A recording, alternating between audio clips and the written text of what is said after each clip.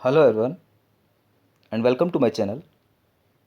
कक्षा 11 अध्याय 1 जीव जगत शुरू करते हैं। और इसके पार्ट 1 में स्टूडेंट्स हम इस चैप्टर का परिचय देखते हैं, इस चैप्टर का इंट्रोडक्शन देखते हैं। तो आइए स्टूडेंट्स हम शुरू करते हैं जीव जगत परिचय। चैप्टर को शुरू करने से पहले स्टूडेंट्स हम अर्नस्ट मेयर साहब के बारे में कुछ जानकारी प्राप्त कर लेते हैं। अर्नस्ट मेयर साहब का जन्म 5 जुलाई 1904 में कैम्पटन जर्मनी में हुआ था। आप हार्वर्ड विश्वविद्यालय के विकास परक जीव वैज्ञानिक थे, इवोल्यूशनरी बायोलॉजिस्ट थे, जिन्हें 20वीं शती का डार्विन कहा गया। तो आप याद रखेंगे स्टूडेंट्स, अर्नस्ट मेयर को 20वीं शती का डार्विन कहा जाता है। अब तक के 100 महान वैज्ञानिकों में से एक थे। मेयर ने सन 1953 में हार्वर्ड विश्वविद्यालय की कला एवं विज्ञान संकाय में नौकरी प्राप्त की और 1975 में Alexander Agassiz professor of zoology emeritus की पदवी के साथ अवकाश प्राप्त किया। तो ये पदवी भी आप याद रखेंगे स्टूडेंट्स कि इन्हें किस प्रकार की पदवी से नवाजा गया था। अपने 80 सालों के कार्य जीवन में आपका पक्षी विज्ञान, वर्गीकरण विज्ञान, प्राणी भूगोल, विकास, वर्गीकी तथा जीव विज्ञान के इतिहास एवं दर्शन आदि पर अनुसंधान केंद्रित रहा। आपने लगभग अकेले ही विकासीय जीव विज्ञान के केंद्रीय प्रश्न जाति विविधता की उत्पत्ति को खड़ा किया, जो कि आज सच है। इसके साथ ही आपने आज ही स्वीकृत जीव वैज्ञानिक जाति वर्ग की परिभाषा की अगुवाई की। तो जाति की जो परिभाषा है स्टूडेंट्स, जो कि सर्वमान्य परिभाषा है, वो अर्नस्ट मेयर साहब के द्वारा ही दी गई थी। आप याद रखेंगे। मेयर को 3 पुरस्कार दिए गए, जिन्हें व्यापक तौर पर जीव विज्ञान के 3 ताजों की संज्ञा दी जाती है। तो आप याद रखेंगे। 1983 में बालजॉन प्राइज़ इन्हें मिला, 1998 में जीव विज्ञान के लिए इंटरनेशनल प्राइज़ इन्हें दिया गया और 1999 में क्राफूड प्राइज़ इन्हें मिला। तो तीनों प्राइज़ भी आप याद रखेंगे स्टूडेंट्स। मेयर ने 100 वर्ष की आयु में 2004 को स्वर्गवासी हो गए। तो मेयर की जो मृत्यु हुई थी स्टूडेंट्स, वो 2004 में 100 वर्ष की आयु में हुई। आगे हम लेसन शुरू करते हैं स्टूडेंट्स। अध्याय 1 है हमारा जीव जगत, और हम देखते हैं कि जीव जगत कैसा निराला है, कैसा अद्भुत है। जीवों के विस्तृत प्रकारों की श्रृंखला विस्मयकारी है। यानी इस पृथ्वी पर अद्भुत नाना प्रकार के जीव निवास करते हैं। ये पृथ्वी विभिन्न प्रकार के जीवों की शरण स्थली है। ये विभिन्न प्रकार के जीव असाधारण वास स्थानों पर, निवास स्थानों पर पाए जाते हैं। जैसे कि ये ठंडे पर्वतों पर मिलते हैं, पर्णपाती वनों में मिलते हैं, महासागरों में रहते हैं, अलवणीय जलीय झीलों में ये दिखाई देते हैं, मीठे पानी की झीलों में हमें मिलते हैं, मरुस्थल में मिलते हैं, गर्म पानी के झरनों में ये जीव रहते हैं। तो इस प्रकार से ऐसा कोई सा स्थान नहीं है स्टूडेंट्स जहाँ पर जीव नहीं मिलते हैं। ये सब चीज़ें हमें आश्चर्यचकित कर देती है। सर पर दौड़ते हुए घोड़े, प्रवासी पक्षी, घाटियों में खिलते हुए विभिन्न प्रकार के नाना प्रकार के फूल अथवा आक्रमणकारी शार्क की सुंदरता हमें एक चमत्कार सा लगती है। तो ये विभिन्न प्रकार के जीव देखने से हमें ऐसा लगता है कि इस पृथ्वी पर अद्भुत निराला वातावरण बना हुआ है। तो स्टूडेंट्स, इस पैराग्राफ में यही बताया गया है कि ये जो पृथ्वी है हमारी, ये जो हमारा प्लेनेट अर्थ है, ये विभिन्न प्रकार के लाइफ फॉर्म्स का प्लेस है। यहाँ पर विभिन्न प्रकार के जीव जो है वो निवास करते हैं। आगे स्टूडेंट्स हमें ये पढ़ना है कि जीवन क्या है और जीव क्या है। तो आगे हम इस प्रश्न का हल देखते हैं कि हम जीवन किसे कहेंगे और जीव क्या है। तो आप देखिए स्टूडेंट्स, जब हम जीवन को परिभाषित करने का प्रयत्न करते हैं, तब हम प्राय जीवों के सुस्पष्ट अभिलक्षणों को देखते हैं। यानी ऐसे लक्षण या ऐसे अभिलक्षण जो केवल और केवल जीवों में दिखाई देते हैं, निर्जीवों में नहीं दिखाई देंगे। तो इन लक्षणों में स्टूडेंट्स हम वृद्धि, जनन, पर्यावरण के प्रति संवेदना का पता लगाना और उसके अनुकूल क्रिया करना, ये सब हमारे मस्तिष्क में तुरंत आ जाते हैं। तो आप याद रखेंगे स्टूडेंट्स, जीव में कौन कौन से अभिलक्षण मिलते हैं। वृद्धि मिलती है, जनन मिलता है, पर्यावरण के प्रति संवेदना का पता लगाना और उसके प्रति अनुकूलन करना, ये सारे के सारे जो गुण धर्म है वो जीवों में पाए जाते हैं। ये सभी लक्षण जो है जीवों के अद्भुत लक्षण है। इस सूची में हम उपापचय, स्वयं की प्रतिलिपि बनाना, स्वयं को संगठित करना, प्रतिक्रिया करना तथा उद्गमन आदि को भी जोड़ सकते हैं। तो स्टूडेंट्स, आप एक लिस्ट बना सकते हैं कि जीवों में कौन कौन से अभिलक्षण हमें देखने को मिलते हैं जो कि निर्जीवों में नहीं मिलेंगे। तो ये सारे के सारे अभिलक्षण सजीवों को निर्जीवों से अलग करते हैं, पृथक करते हैं। तो आप जीवों के गुणधर्म लिखेंगे कि जीव क्या है और जीव में किस प्रकार के गुणधर्म पाए जाते हैं। आगे हम बात करते हैं स्टूडेंट्स, सभी जीव वृद्धि करते हैं। हम सबसे पहला गुणधर्म लेते हैं वृद्धि का। सभी जीव जो है वो वृद्धि करते हैं। जीवों के भार तथा संख्या में वृद्धि होना। तो आप देखेंगे यहाँ पर जीव भार में भी बढ़ते हैं और संख्या में भी बढ़ते हैं। ये दोनों वृद्धि के द्वियुग्मी अभिलक्षण है, यानी वृद्धि के ट्विन कैरेक्टरिस्टिक्स हैं।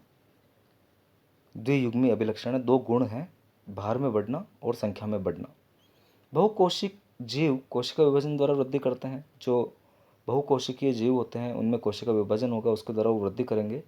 पौधों में यह वृद्धि जीवन पर्यंत कोशिका विभाजन द्वारा संपन्न होती है। तो आप बहुत इंपॉर्टेंट पॉइंट यहाँ पर ऐड करेंगे। पौधों में जो ये वृद्धि होती है कोशिका विभाजन के द्वारा, वो लगातार जीवन पर्यंत तक चलती रहती है। लेकिन प्राणियों में, जंतुओं में यह वृद्धि कुछ आयु तक ही होती है।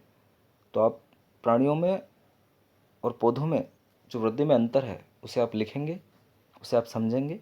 लेकिन कोशिका विभाजन विशिष्ट ऊतकों में होता है ताकि विलुप्त कोशिकाओं के स्थान पर नई कोशिकाएं आ सके। जो कोशिका विभाजन होता है वो विशिष्ट ऊतकों में पाया जाएगा ताकि जो कोशिकाएं मर गई है उनकी जगह नई कोशिकाएं उत्पन्न हो सके। एक कोशिकीय जीव भी कोशिका विभाजन द्वारा वृद्धि करते हैं। यदि हम एक कोशिकीय जीवों की बात करें, अमीबा, पैरामीशियम, बैक्टीरिया, तो ये भी कोशिका विभाजन के द्वारा ही वृद्धि करते हैं। बड़ी सरलता से कोई भी इसे पात्रे संवर्धन में सूक्ष्मदर्शी से देखकर कोशिकाओं की संख्या गिन सकता है। तो एक कोशिकीय जीवों को हम पात्रे संवर्धन में, लेबोरेटरी कंडीशन में, प्रयोगशाला के अंदर माइक्रोस्कोप के द्वारा आसानी से वृद्धि करते हुए देख सकते हैं और उनकी कोशिकाओं को गिन भी सकते हैं। अधिकांश उच्च कोटि के प्राणियों तथा पादपों में वृद्धि तथा जनन पारस्परिक विशिष्ट घटनाएं हैं। यदि हम उच्च कोटि के जंतुओं की बात करें, प्राणियों और पादपों की बात करें, तो वृद्धि और जनन जो है वो विशिष्ट घटनाएं हो जाएगी। स्टूडेंट्स, हमें याद रखना चाहिए कि जीव के भार में वृद्धि होने को भी वृद्धि समझा जाता है। जब एक जीव अपने भार में बढ़ता है तो भी ये वृद्धि करता है। यदि हम भार को वृद्धि का अभिलक्षण मानते हैं तो निर्जीवों के भार में भी वृद्धि होती है। यहाँ पर हम देखेंगे कि जो निर्जीव पदार्थ है वो भी अपने भार को बढ़ाते हैं, जैसे पर्वत, माउंटेन्स, गोलाश्म, बोल्डर्स तथा रेत के टीले, सैंड भी वृद्धि करते हैं। पर्वत वृद्धि करता है, गोलाश्म वृद्धि करते हैं, रेत के टीले वृद्धि करते हैं। लेकिन निर्जीवों में इस प्रकार की वृद्धि उनकी सतह पर पदार्थों के एकत्र होने के कारण होती है। याद रखेंगे आप, निर्जीवों में जो ये वृद्धि हो रही है वो बाहरी वृद्धि है, उनकी सतह पर पदार्थ एकत्र होने के कारण होती है। लेकिन जीवों में यह वृद्धि अंदर की ओर से होती है, इंटरनल ग्रोथ पाई जाती है। तो सजीवों में और निर्जीवों में वृद्धि में जो अंतर है उसे भी आप समझेंगे बच्चों। इसलिए वृद्धि को जीवों का एक विशिष्ट गुण नहीं मान सकते। हम वृद्धि को एक डिफाइनिंग प्रॉपर्टी नहीं मानेंगे, लिविंग ऑर्गेनिज्म की विशिष्ट गुण नहीं मानेंगे। जीवों में यह लक्षण जिन परिस्थितियों में परिलक्षित होता है उनका विवेचन करके ही यह समझना चाहिए कि यह जीव तंत्र के लक्षण हैं। तो इस प्रकार से स्टूडेंट्स आप वृद्धि के सारे कैरेक्टरिस्टिक्स लिखेंगे, अभिलक्षण लिखेंगे कि वृद्धि में किस प्रकार के अभिलक्षण मिलते हैं, वृद्धि की परिभाषा क्या होती है, पौधों में किस प्रकार से वृद्धि होती है, प्राणियों में या जंतुओं में किस प्रकार से होती है और निर्जीवों में किस प्रकार से वृद्धि पाई जाती है, निर्जीवों की वृद्धि और सजीवों की वृद्धि में क्या मुख्य अंतर पाया जाता है। आगे हम चलते हैं। इस प्रकार जनन भी जीवों का अभिलक्षण है। वृद्धि के संदर्भ में इस तथ्य की व्याख्या हो जाती है। तो आगे हम जनन को लेते हैं स्टूडेंट्स। जनन भी जीवों का एक बहुत ही इंपॉर्टेंट कैरेक्टरिस्टिक्स है। बहुकोशिक जीवों में जनन का अर्थ अपनी संतति उत्पन्न करना है, जिसके अभिलक्षण लगभग उसे अपने माता पिता से मिलते हैं। जो बहुकोशिकीय जीव है वो जनन के द्वारा अपनी संतति उत्पन्न करते हैं और उन संतानों में जो लक्षण आते हैं वो माता पिता से आते हैं। निर्विवाद रूप से हम लैंगिक जनन के विषय में चर्चा कर रहे हैं, क्योंकि बहुकोशिकीय जीवों में मुख्य रूप से लैंगिक जनन हमें देखने को मिलेगा। जीव अलैंगिक जनन भी करते हैं। लैंगिक और अलैंगिक जनन आप सभी 10th क्लास में पढ़ चुके हैं स्टूडेंट्स। फंजाई, जिन्हें हम कवक बोलते हैं, लाखों अलैंगिक बीजाणु द्वारा गुणन करती है। आप याद रखेंगे फंजाई में अलैंगिक बीजाणु द्वारा जनन होता है और सरलता से फैल जाती है। निम्न कोटि के जीवों जैसे यीस्ट तथा हाइड्रा में मुकुलन द्वारा जनन होता है। हम प्रीवियस क्लासेज में, पिछली क्लासेज में ये पढ़ चुके हैं। प्लेनेरिया चपटाक्रमी है, में वास्तविक पुनर्जनन होता है, रीजनरेशन पाया जाता है, अर्थात एक खंडित जीव अपने शरीर के लुप्त अंग को पुनः प्राप्त कर लेता है, जीवित कर लेता है और इस प्रकार एक नया जीव बन जाता है। फंजाई तंतुमय शैवाल मॉस का प्रथम तंतु, आप देखेंगे सभी विखंडन विधि द्वारा गुणन करते हैं। तो स्टूडेंट्स, ये जितनी भी अलैंगिक जनन की विधियां हैं और उनके एग्जाम्पल्स है, उदाहरण हैं, आप याद करेंगे। जब हम एक कोशिक जीवों जैसे जीवाणु, बैक्टीरिया, एक कोशिक शैवाल अथवा अमीबा के विषय में चर्चा करते हैं, तब जनन की वृद्धि, जनन ही वृद्धि का पर्यायवाची होता है। यानी एक कोशिकीय जीवों में जनन और वृद्धि एक दूसरे के पर्यायवाची हैं, आप याद रखेंगे। लेकिन बहुकोशिकीय जीवों में ये विशिष्ट घटनाएं होती है। तो जनन और वृद्धि एक दूसरे के पर्यायवाची हो गए एक कोशिकीय जीवों में, अर्थात कोशिकाओं की संख्या में वृद्धि होती है। हम पहले ही कोशिकाओं की संख्या अथवा भार में वृद्धि होने को वृद्धि के रूप में परिभाषित कर चुके हैं। अब तक हमने देखा कि एक कोशिक जीवों में वृद्धि तथा जनन, इन दोनों शब्दों के उपयोग के विषय में सुस्पष्ट नहीं है। कुछ ऐसे जीव भी होते हैं जो जनन नहीं करते हैं, जैसे कि खच्चर, हम बात करेंगे। बंध्य कामगार मधुमक्खी, जो मधुमक्खी होती है उनमें भी बंध्य मधुमक्खियाँ मिलती है। और अनूर्वर मानव युगल, और बहुत सारे ऐसे मानव युगल है जिनके संतान नहीं हो पाती है। तो ये सब ऐसे जीव जो जनन नहीं करते हैं। इस प्रकार जनन भी जीवों का समग्र विशिष्ट लक्षण नहीं माना जा सकता। हम रिप्रोडक्शन को, जनन को भी डिफाइनिंग प्रॉपर्टी नहीं कहेंगे, विशिष्ट लक्षण नहीं मानेंगे। यद्यपि कोई भी निर्जीव वस्तु जनन अथवा अपनी प्रतिलिपि बनाने में सक्षम नहीं होती है या असक्षम होती है। आगे हम जीवों का दूसरा लक्षण देखते हैं, उपापचयन। आप जनन को दूसरा लक्षण मान सकते हैं स्टूडेंट्स। पहला लक्षण वृद्धि हो जाएगा, दूसरा जनन हो जाएगा और तीसरा जो लक्षण हो जाएगा वो उपापचयन हम देखेंगे। सभी जीव रसायनों से बने होते हैं। हमारे शरीर में विभिन्न प्रकार के केमिकल्स मिलते हैं। ये रसायन छोटे बड़े विभिन्न वर्ग, माप, क्रिया आदि वाले होते हैं, जो अनवरत जैव अणुओं में बदलते हैं और उनका निर्माण करते हैं। यानी हमारे शरीर में विभिन्न प्रकार के जैव अणुओं का निर्माण हो रहा है और विभिन्न प्रकार के जैव अणु टूट रहे हैं। ये परिवर्तन रासायनिक अथवा उपापचयी क्रियाएं हैं। ये सारे के सारे जो परिवर्तन हैं, इन्हें हम उपापचयी क्रियाएं कहेंगे। सभी जीवों, चाहे वे बहुकोशिक जीव हो या एक कोशिक जीव हो, में हजारों उपापचयी क्रियाएं साथ साथ चलती रहती है। सभी पौधों, प्राणियों, कवकों, फंजाई तथा सूक्ष्म जीवों में उपापचयी क्रियाएं होती है। यानी हर लिविंग ऑर्गेनिज्म में जो भी जीवित जीव है उसके शरीर में उपापचयी क्रियाएं पाई जाती है। ऐसा कोई जीवित जीव नहीं है जिनमें उपापचयी क्रियाएं नहीं पाई जाएगी। हमारे शरीर में होने वाली सभी रासायनिक क्रियाएं उपापचयी क्रियाएं हैं। तो आप याद रखेंगे, हमारे शरीर में जितनी भी रासायनिक क्रियाएं होती है वो उपापचयी क्रियाओं के ही उदाहरण है। किसी भी निर्जीव में उपापचयी क्रियाएं नहीं होती है। शरीर के बाहर कोशिका मुक्त तंत्र में उपापचयी क्रियाएं प्रदर्शित हो सकती है। हम शरीर के बाहर भी कोशिका से फ्री एनवायरनमेंट में उपापचयी क्रियाएं प्रदर्शित कर सकते हैं। जीव के शरीर से बाहर परखनली में की गई उपापचयी क्रियाएं न तो जैव है और न ही निर्जीव है।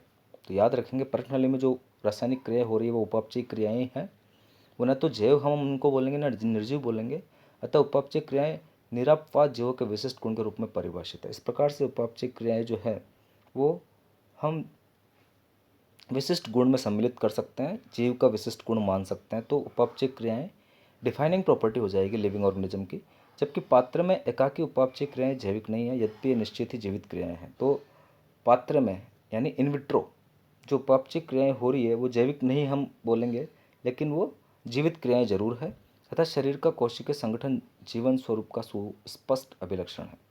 इस प्रकार से शरीर का जो कोशिकीय संगठन है, सेलुलर ऑर्गेनाइजेशन है, वो जीवन स्वरूप का एक बहुत ही स्पष्ट अभिलक्षण है। यानी सेलुलर ऑर्गेनाइजेशन भी हम डिफाइनिंग प्रॉपर्टी में इंक्लूड करेंगे। तो इस प्रकार से स्टूडेंट्स, हम ग्रोथ या वृद्धि को डिफाइनिंग प्रॉपर्टी नहीं मानेंगे, रिप्रोडक्शन को या जनन को डिफाइनिंग प्रॉपर्टी नहीं मानेंगे, लेकिन उपापचयी क्रियाएं जिनको हम मेटाबॉलिज्म बोलते हैं और सेलुलर ऑर्गेनाइजेशन को हम डिफाइनिंग प्रॉपर्टी कहेंगे। तो आप चारों प्रॉपर्टीज़ बहुत अच्छे ढंग से याद करेंगे। आगे हम देखते हैं, शायद सभी जीवों का सबसे स्पष्ट परंतु पेचीदा अभिलक्षण अपने आसपास या पर्यावरण के उद्दीपनों, जो भौतिक, रासायनिक अथवा जैविक हो सकती है, के प्रति संवेदनशीलता का प्रतिक्रिया करना है। यानी जितने भी जीवित जीव है वो अपने आसपास के या पर्यावरण के उद्दीपनों की प्रतिक्रिया करते हैं, संवेदनशीलता दिखाते हैं। हम अपने संवेदी अंगों द्वारा अपने पर्यावरण से अवगत होते हैं। पौधे प्रकाश, पानी, ताप, अन्य जीवों, प्रदूषकों आदि जैसे बाह्य कारकों के प्रति प्रतिक्रिया दिखाते हैं। हम सभी जानते हैं प्रोकैरियोट से लेकर जटिलतम यूकैरियोट तक सभी जीव पर्यावरण संकेतों के प्रति संवेदना एवं प्रतिक्रिया दिखा सकते हैं। पादप तथा प्राणियों दोनों में दीप्तिकाल मौसमी प्रजनकों के जनन को प्रभावित करता है। यानी जो दीप्तिकाल होता है या प्रकाश का जो टाइम पीरियड होता है वो मौसमी प्रजनकों को जनन में प्रभावित करता है। इसलिए सभी जीव अपने पर्यावरण से अवगत रहते हैं। मानव ही केवल एक ऐसा जीव है जो स्वयं से अवगत है। यानी मानव में स्वचेतना का गुण पाया जाता है, विलक्षण मिलता है, जिसे हम कॉन्शियसनेस कहेंगे स्टूडेंट्स। याद रखना, केवल मानव ही एक ऐसा जीव है जिसमें स्वचेतना का गुण पाया जाता है, अभिलक्षण मिलता है। इसलिए चेतना जीवों को परिभाषित करने के लिए अभिलक्षण हो जाती है। इसलिए हम कॉन्शियसनेस को या चेतना को भी जीव को परिभाषित करने के लिए एक अभिलक्षण मानेंगे। यानी आपका जो पांचवा कैरेक्टरिस्टिक्स हो जाएगा वो कॉन्शियसनेस या स्वचेतना हो जाएगा। सेल्फ कॉन्शियसनेस हम मानव के लिए बोलेंगे, बाकी कॉन्शियसनेस जो है वो जीव का एक गुण हो जाएगा। जब हम मानव के विषय में चर्चा करते हैं तब जीवों को परिभाषित करना और भी कठिन हो जाता है। हम रोगी को अस्पताल में अचेत अवस्था में लेटे रहते हुए देखते हैं, जिसके हृदय तथा फुफ्फुस को चालू रखने के लिए मशीनें लगाई हुई है। आप देखेंगे रोगी का मस्तिष्क मृतसम ब्रेन हो गया है, वो रोगी में स्वचेतना नहीं होती है। ऐसे रोगी को कभी भी अपने सामान्य जीवन में वापस नहीं आ पाते हैं। यानी ऐसे रोगी कभी अपने सामान्य जीवन में नहीं आए तो क्या हम इन्हें जीव या निर्जीव कहेंगे? तो स्टूडेंट्स आप देखिए यहाँ पर कि जो व्यक्ति कोमा में चला गया है, ब्रेन डेड हो गया है, तो उसे हम ब्रेन डेड कहेंगे। लेकिन उनकी उपापचय क्रियाएं अभी तक चल रही है, यानी उसके अंदर लाइफ अभी तक मौजूद है। अगर कॉन्शियसनेस रिस्टोर्ड हो जाती है, कॉन्शियसनेस वापस आ जाती है, तब हम उसे लिविंग बोलेंगे। और कॉन्शियसनेस या जो चेतना है वो नहीं आती है, रिस्टोर्ड नहीं होती है, तो उन्हें हम डेड कहेंगे। तो आप याद रखेंगे, बहुत ही अच्छा क्वेश्चन है ये। उच्च स्तरीय अध्ययन में जीव विज्ञान पृथ्वी पर जैव विकास की कथा है। जीव विज्ञान जो है वो इस पृथ्वी पर किस प्रकार से विभिन्न जीवों का विकास हुआ है उसकी एक गाथा है। आपको पता लगेगा कि सभी जीव घटनाएं उसमें अंतर्निहित प्रतिक्रियाओं के कारण होती है। ऊतकों के गुण कोशिका में स्थित कारकों के कारण नहीं होते हैं, बल्कि घटक कोशिकाओं की पारस्परिक प्रतिक्रिया के कारण होते हैं। तो बहुत ही इंपॉर्टेंट चीज़ है स्टूडेंट्स। इसी प्रकार कोशिकीय अंगकों के लक्षण अंगकों में स्थित आणविक घटकों के कारण नहीं है, बल्कि अंगकों में स्थित आणविक घटकों के आपस में क्रिया करने के कारण होते हैं। यानी जो कोशिकीय अंगकों के लक्षण है वो अंगकों में स्थित आणविक घटकों के कारण नहीं है, अंगकों में स्थित आणविक घटकों के आपस में क्रिया करने के कारण होते हैं। उच्च स्तरीय संगठन, उद्गामी गुणधर्म इन प्रतिक्रियाओं के परिणाम स्वरूप होते हैं। सभी स्तरों पर संगठनात्मक जटिलता की पदानुक्रम में यह अद्भुत घटना यथार्थ है। अतः हम कह सकते हैं कि, तो आप याद रखेंगे स्टूडेंट्स आगे, जीव जो है वो स्वप्रतिकृति, विकासशील तथा स्वनियमनकारी पारस्परिक क्रियाशील तंत्र होता है। बहुत ही इंपॉर्टेंट चीज़ यहाँ पर बोली गई है। एक जीव के लिए ये सारी चीज़ें आप याद करेंगे कि जीव स्वप्रतिकृति, विकासशील और स्वनियमनकारी पारस्परिक क्रियाशील तंत्र होता है जो बाह्य उद्दीपन के प्रति अनुक्रिया की क्षमता रखते हैं, यानी बाह्य उद्दीपन के प्रति अनुक्रिया करते हैं। जीव विज्ञान पृथ्वी पर जीवन की कहानी है। वर्तमान, भूत एवं भविष्य के सभी जीव एक दूसरे से सर्वनिष्ठ आनुवंशिक पदार्थ की साझेदारी द्वारा संबद्ध है। यानी इस पृथ्वी पर जितने भी जीव पाए जाते हैं वो आनुवंशिक पदार्थ की साझेदारी के द्वारा एक दूसरे से रिलेशनशिप रखते हैं, परंतु ये पदार्थ सब में विविध अंशों में मिलता है। और ये आनुवंशिक पदार्थ जो है विभिन्न प्रकार के जीवों में विभिन्न अंशों में विभिन्न अमाउंट में पाया जाता है। Thanks students. जीव जगत परिचय के पार्ट 1 में हम इतना ही पढ़ने वाले हैं।